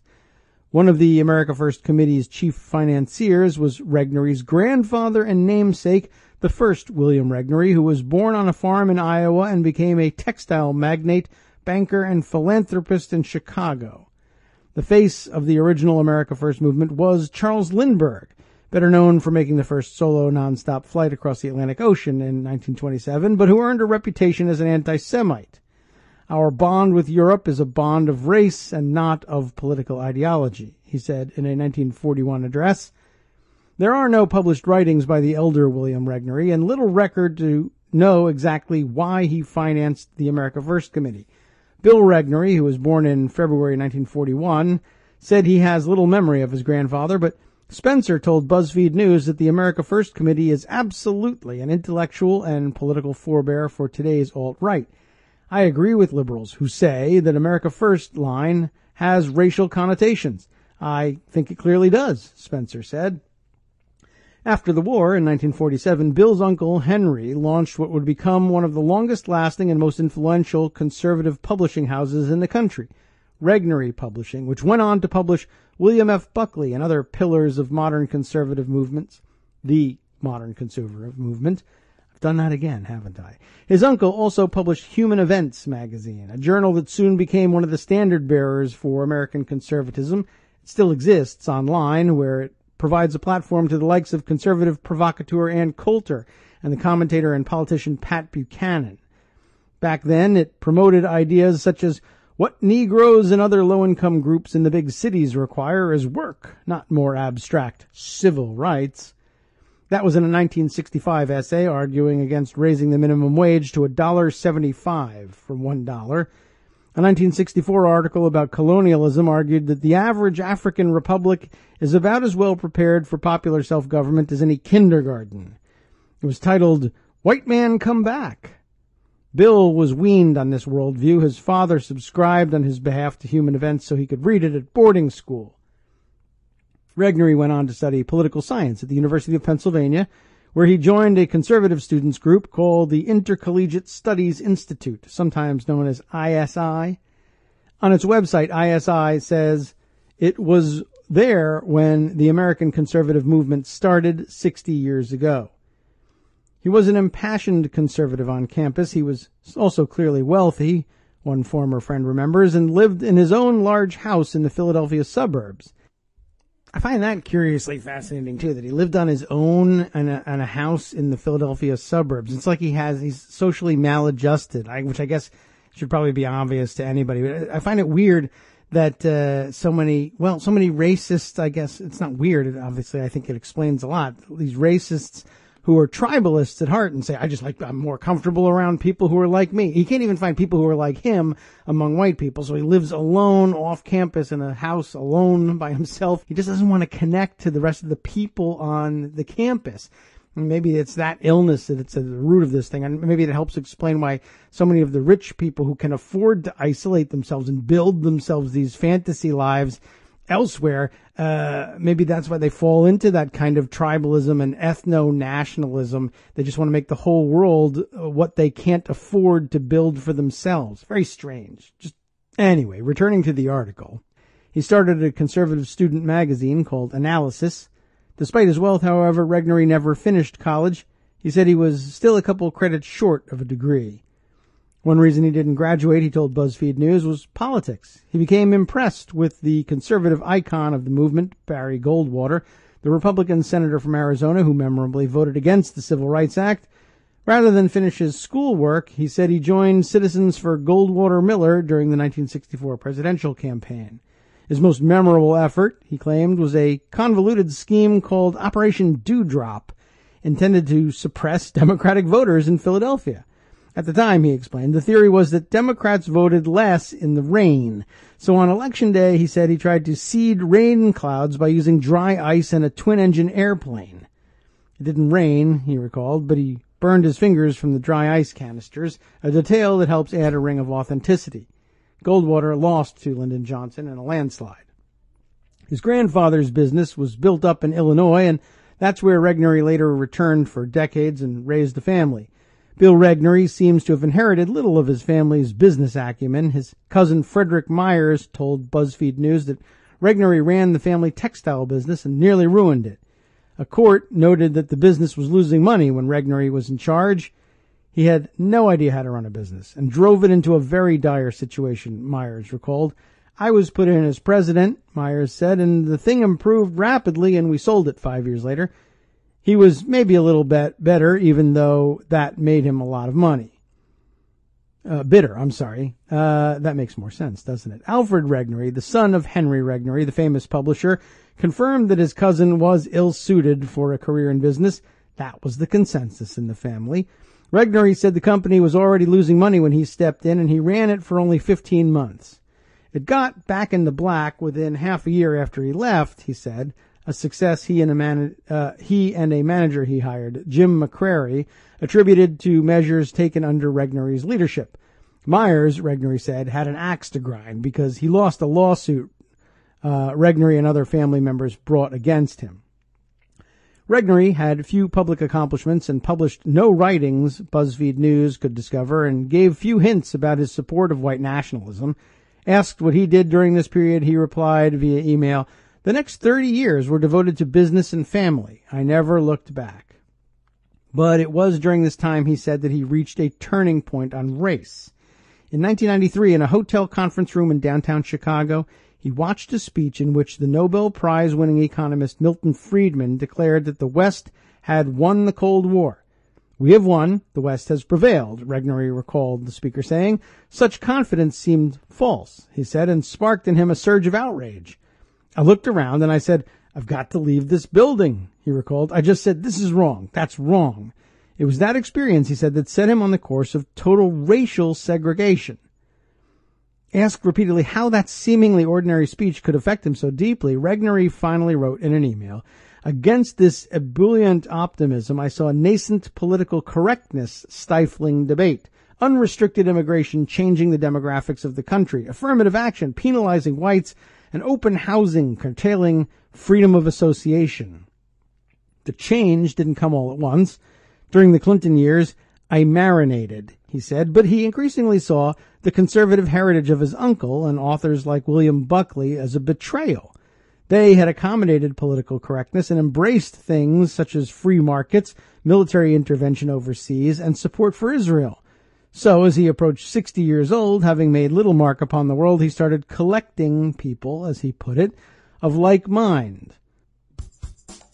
The next section of the article, which we're going to have to kind of cut off our consideration of for the day, is Building a White Nationalist Empire, about the people that he called to join him at his side in putting this whole movement together, and subsequently spent the next decade or two building the wingnut welfare safety net, I guess, upon which Richard Spencer eventually launches his career. And we will go into the rest of this story and then into the stories of some of the other alt-right figures who have risen and fallen since this last election, and some of whom saw their stars possibly burn out in Charlottesville.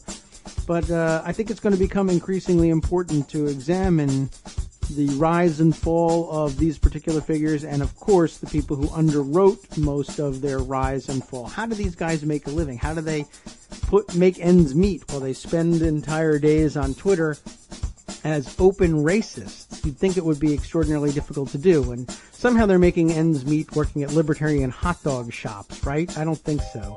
Well, anyway, we will catch up with the rest of this article on what will become Wednesday's show. Good luck to all of us for tonight, because I think it's Trump's rally in Arizona, if the thing isn't canceled, takes place tonight. From Daily Kos Radio on netrootsradio.com. You have been listening to the Kagro in the Morning Show with David Waldman. Thank you for listening. I am kind of having to cross my fingers and hoping we're not extraordinarily relevant and on time with an examination of the wackiest, craziest elements of the alt-right immediately prior to this rally. Cross our fingers. Maybe this will be the collapse of the thing. We can always hope for that. See you tomorrow.